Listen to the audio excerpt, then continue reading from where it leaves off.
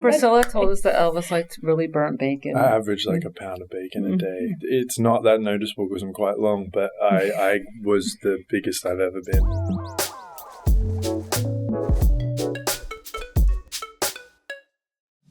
Hi, I'm Sofia Coppola, and this is Entertainment Weekly's Around the Table with Jacob, Elordi, and Cailee Spaeny. What's your name? Priscilla Beaulieu. You like Elvis Presley? Of course. Who doesn't? What are the kids listening to these days? Bobby Darin, Fabian, and you. I was really surprised because I realized how little we know about her. There's such a mythic, famous couple, Elvis and Priscilla, but when I read her story, I had no idea she was going to high school while she was living in Graceland. I was really impressed with how she really reveals what their life was like, what her experience was growing up in such a over-the-top setting. And also I was surprised with how universal it was, how relatable it was, because there's a lot of things that all girls go through when they grow up, your first kiss, or for me, becoming a mother, and or being the new kid at school. There's all these things that I think are really universal, but then she describes it in this really interesting way because it's, 60s Memphis with Elvis. I was lucky enough to sit down with Priscilla Presley herself and her reliving this part of her life again and going through those moments together and sort of watching her eyes light up, talking about something or an inside joke they had, and she'd giggle again, and you could just see her sort of going back to that time. And I thought that was really special and such a key part in me trying to put this puzzle together. Probably the most helpful part was ignoring the mythology and trying to find out where the kind of real person lies. There's so many examples and iterations of his voice as he grew up.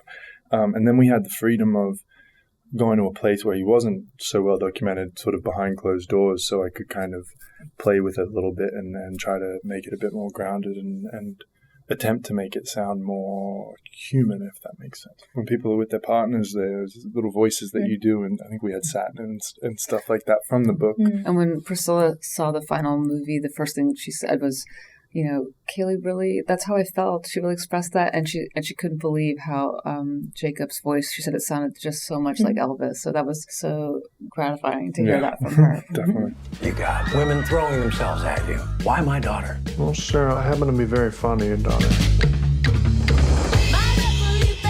She's much more mature than her age. 21! 22. That's 22. You don't have to worry about her.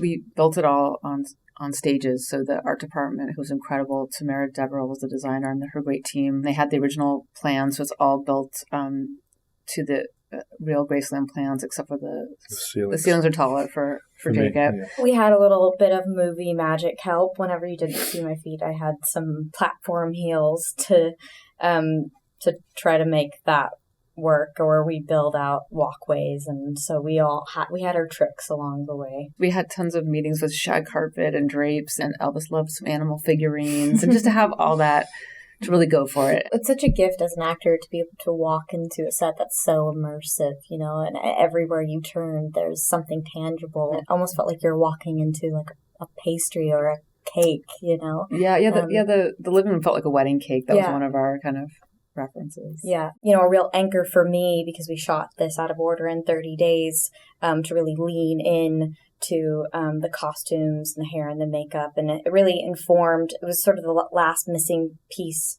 for me to inform how I would sort of hold myself and, being able to play that age range realistically. I love that moment in the movie where she's applying false eyelashes before she's about to give birth, and it just says so much without saying anything. I love that moment. That was in her book about putting her lashes on the way to the hospital. It was like, it's so how makeup and hair was a tool for her. Yeah, at the end I like how she is more natural. It's the 70s, and she's kind of coming back full circle to her kind of true self in a way. When you're kind of finding a liberation, you have denim jeans on. I know. And he hated denim because he associated it with being poor where he came from.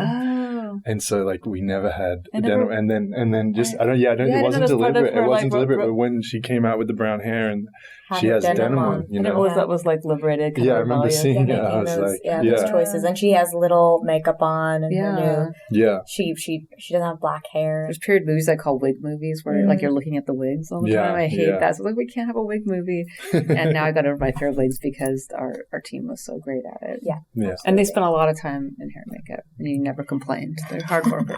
Well, we had fun. It was also great because we would have pictures of Elvis and Priscilla in the makeup and hair trailer, and it was such a real achievement for the hair and makeup team whenever we get one of the iconic looks. Yeah. You know, Cleona and That Joe was really would they fun. print out side by side photos, and we'd be like, "Oh, we got one down." It was really and fun with the like little the... celebrations inside the trailer. That's It's so like, cool. phew. Black hair and more eye makeup.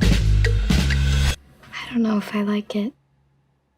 What do you mean you don't know if you like it? Every day we would take on massive scenes. There's really no other way to do it because we had such little time. Yeah, it was So really a scramble because we shot it so quickly. I guess it would be the wedding scene felt really special. I think when I saw them because- under the flower arch, we shot on 16 millimeter slow motion. We watched that. It was like, I got goosebumps. Oh, it was such a build up with the wedding dress too. Yeah, and like get it yeah. just right. And Chanel made the wedding dress in Paris at their couture studio. So When it showed up with two people from the atelier, and they opened this huge case, and her wedding dress arrived. It was a big moment. We were all excited, and then to see you in the dress, that was exciting. I had my family actually come to set one day, and they were at the wedding reception scene. So my little nephews and my sister are actually That's so there. cute with which my is- daughter. So Oh fun yeah, to with see your them. daughter. Yeah. So it actually felt like a family affair.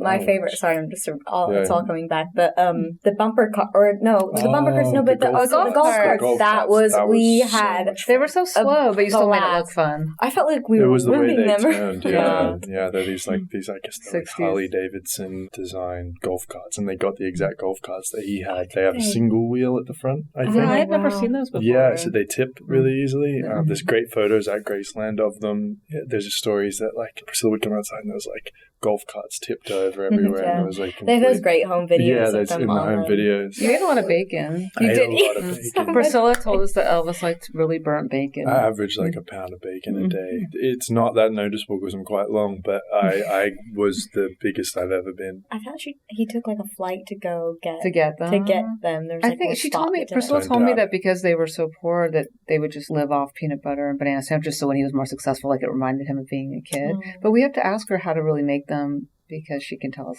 how to do it. It's a We secret have to- recipe. keep that. I kept some gold records of Jacob as Elvis. I have a pin that says "I love Elvis" on it with your face on it, which is so. Oh, and I have your wedding portrait. Oh, yeah, cool. there's a painting of them as I their have wedding portrait. Yeah, I don't know where I'm going to put it. That's what I have one. I'm like, I need to send it to my grandma or something. It's like of my profile as Priscilla I know the painted. bit. Yeah. Oh, I'm glad you kept that. I don't know what to Yeah. do. Again, I'm like, Yeah. what do you do with this photo? But Yeah. my grandma will like it. I have the lighter.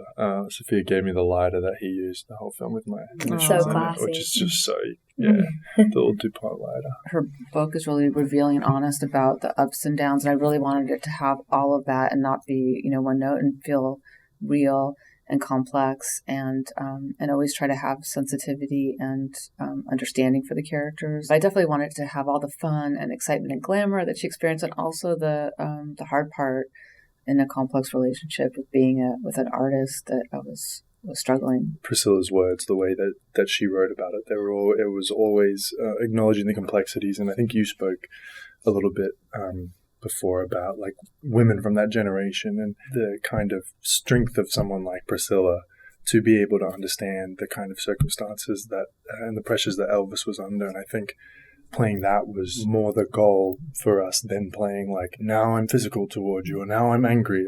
There was always something under the surface. I'm sure you obviously felt this, but what did it feel like this story was in safe hands and that we were, respecting it and just being truthful and honest, and wanted to make sure that she felt sort of safe? Yeah, I think just approaching it with sensitivity, and that it was really important that I felt that Priscilla felt that her story was represented in a way that was true to her. Was there something you're hiding? I don't have a thing to hide. I need a woman who understands that things like this might happen. This has been our team from Priscilla, which we're excited is coming out November 3rd. I hope you enjoy.